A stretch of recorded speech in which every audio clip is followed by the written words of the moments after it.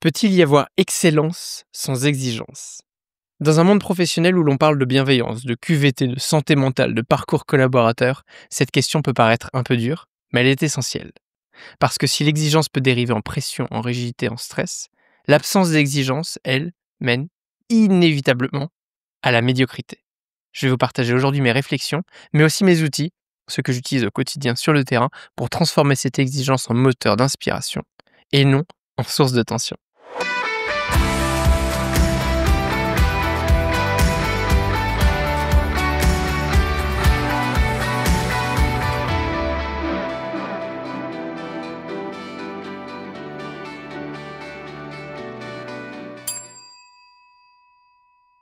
Savez-vous combien de personnes utilisent les chèques vacances chaque année?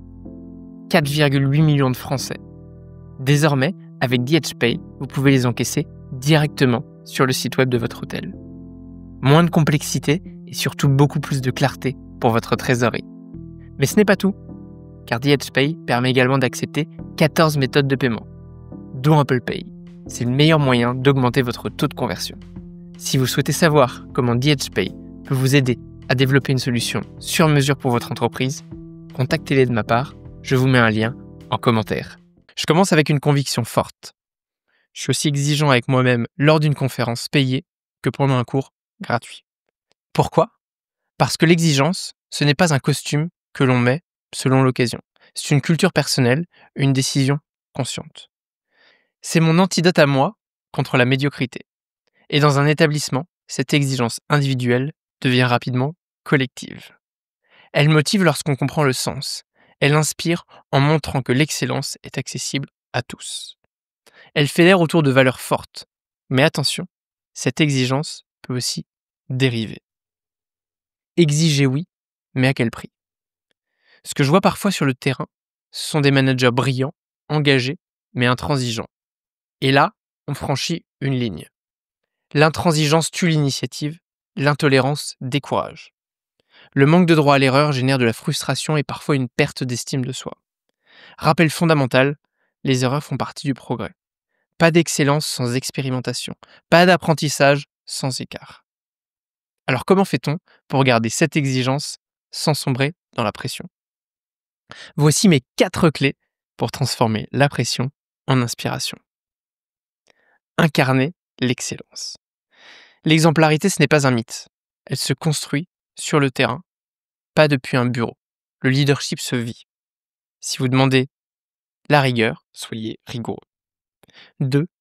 Passez en mode proactif. Ne courez pas après les problèmes. Anticipez-les. Prévenez plutôt que de corriger.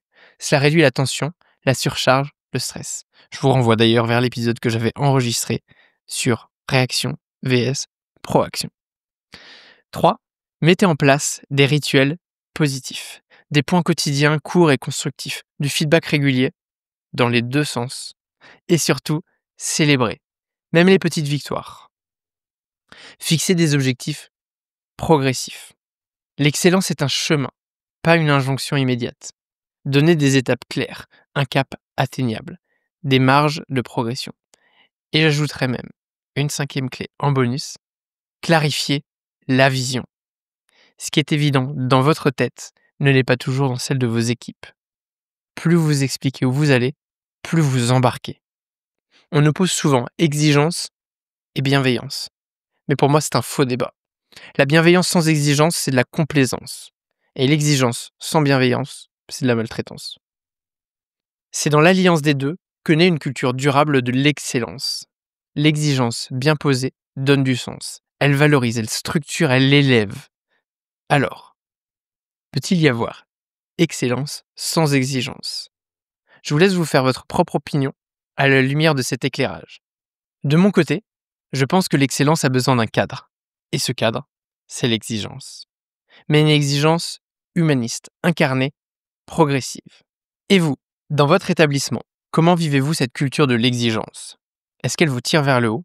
Est-ce qu'elle inspire vos équipes? Je serais ravi d'en discuter avec vous. Vous pouvez me répondre par message sur LinkedIn ou en vous abonnant à l'hebdo, ma newsletter bimensuelle. Et si cet épisode vous a plu, n'oubliez pas de le partager avec vos collègues et managers. Ensemble, élevons le niveau de jeu de notre hospitalité.